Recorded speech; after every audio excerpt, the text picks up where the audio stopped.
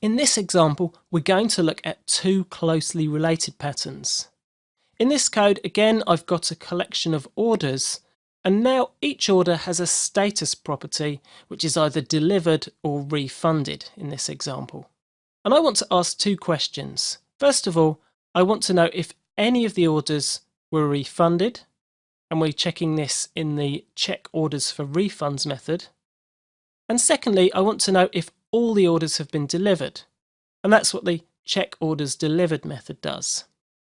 Now these patterns actually look pretty close to the first or default ones we just looked at, with the exception that we set up a Boolean flag before we enter our for each loop, and then toggle its value the first time we find a record that matches the criteria. So to find if any orders were refunded, the flag starts off as false, no orders were refunded, and then it gets set to true the minute we find an order that was refunded.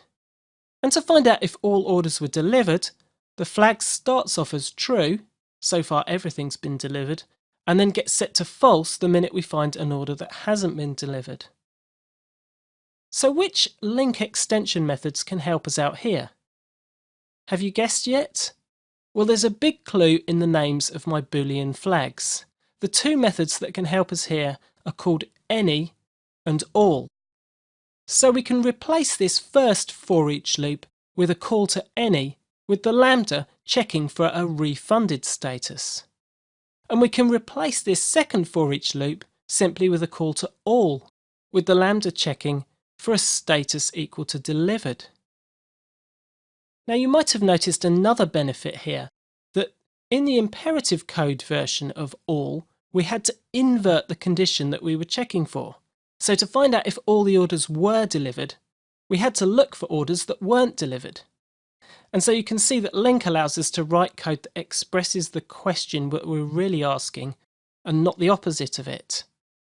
And you can also see how much more compact these link extension methods can make your code. We've reduced 9 lines into just 1 with each of these examples without losing any readability at all. And we've done that by pushing the implementation details out of the way and focusing on the intent.